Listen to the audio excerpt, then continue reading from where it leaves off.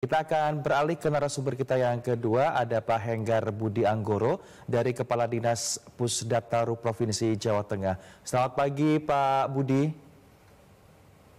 Selamat pagi, Assalamualaikum.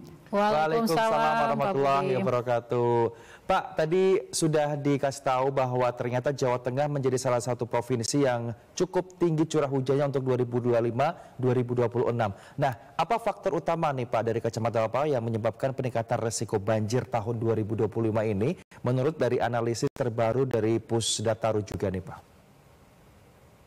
Baik, terima kasih. Jadi pada prinsipnya kami yang berada di Provinsi Jawa Tengah selalu komunikasi dengan teman-teman BMKG karena tentunya early warning yang sudah diberikan oleh BMKG ini menjadi suatu peringatan bagi kita sehingga kita nanti mampu mengantisipasi pada masa-masa kedepannya dalam arti 3 jam berikutnya, 4 jam berikutnya, 5 jam berikutnya, sampai 6 jam berikutnya.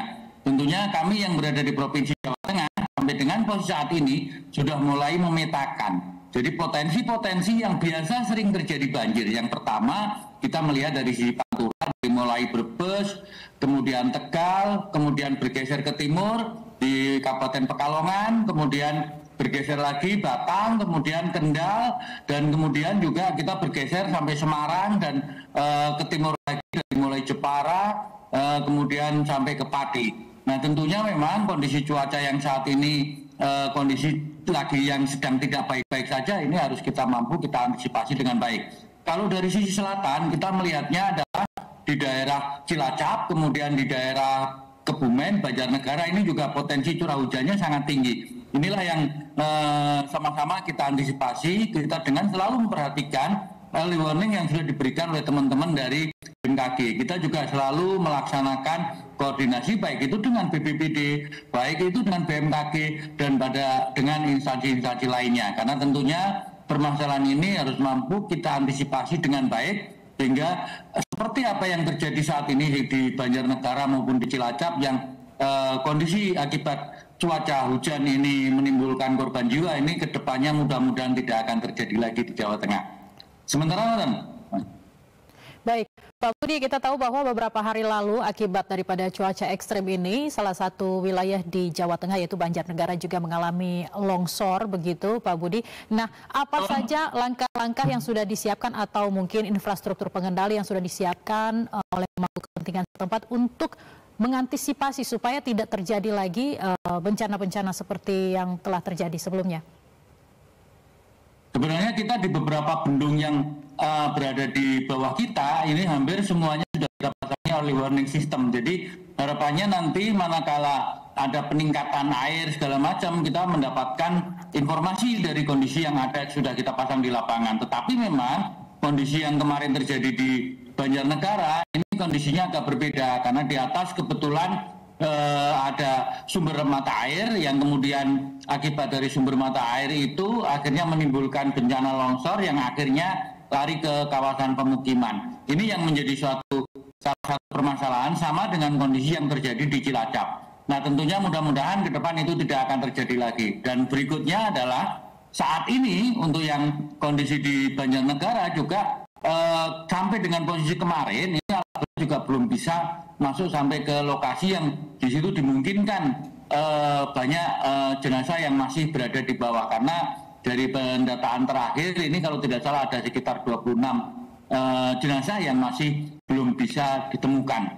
Nah mudah-mudahan nanti segera dapat kita lakukan antisipasi di lapangan teman-teman baik itu Basarnas, BPBD maupun teman-teman yang lain yang relawan-relawan yang berada di sana. Nah berikutnya sebenarnya kondisi saat ini juga yang tak kalah penting adalah antisipasi kaitannya dengan bencana, di samping bencana banjir akibat curah hujan, ini juga kita antisipasi bencana rob yang saat ini kondisinya baik itu yang di Pemalang, terus kemudian di Pemalang itu di Ulu Jami, kemudian di Sayung, Demak, ini semuanya nanti kita coba antisipasi dengan baik karena bebarengan dengan posisi air laut pasang, kalau manakala curah hujannya juga sangat tinggi, ini juga akan menimbulkan banjir di beberapa tempat. Sementara gitu. Pak Henggar, kita kembali ke Jawa Tengah. Seperti yang kita ketahui, ada beberapa sungai-sungai di Jawa Tengah yang direvitalisasi di Kota Semarang sama Kendal ya, seperti Sungai Kaligarang dan juga Sungai Budri. Bagaimana progres revitalisasi sungai-sungai tersebut saat ini, Pak? Baik, jadi sebenarnya untuk yang penanganan Kali Budri ini wewenangnya memang berada di kami. Beberapa waktu yang lalu kita juga sudah melakukan langkah-langkah, diantaranya adalah dengan melakukan pengerukan sedimentasi yang pada sisi sebelah kanan, pada yang titik yang kemarin jebol karena bulan Januari 2025 kemarin, ini ada titik jebol yang berada di Tanggul Kali Budri. Ini di situ juga sudah kita lakukan perbaikan, bahkan kita lakukan perkuatan lagi di belakang tanggul yang sudah terbangun itu. Terus kemudian pada sisi sebelah kanannya kita sudah melakukan pengerukan, kemudian pada sisi yang lainnya kita juga tangani lagi kaitannya dengan penanganan darurat dalam rangka untuk perkuatan tanggul.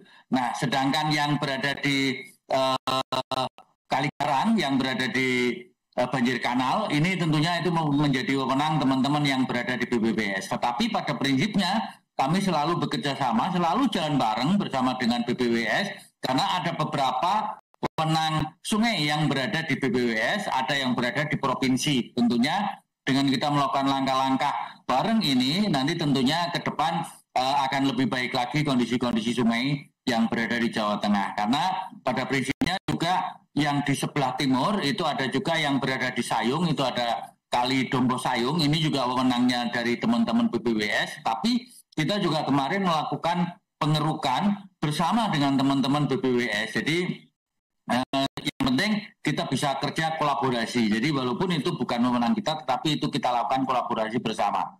Sementara, Maren. Baik, Pak Budi, nanti kita akan lanjutkan kembali perbincangan, namun kita akan jeda dulu sejenak. Jangan kemana-mana pemirsa, tetap bersama kami di Jendela Negeri.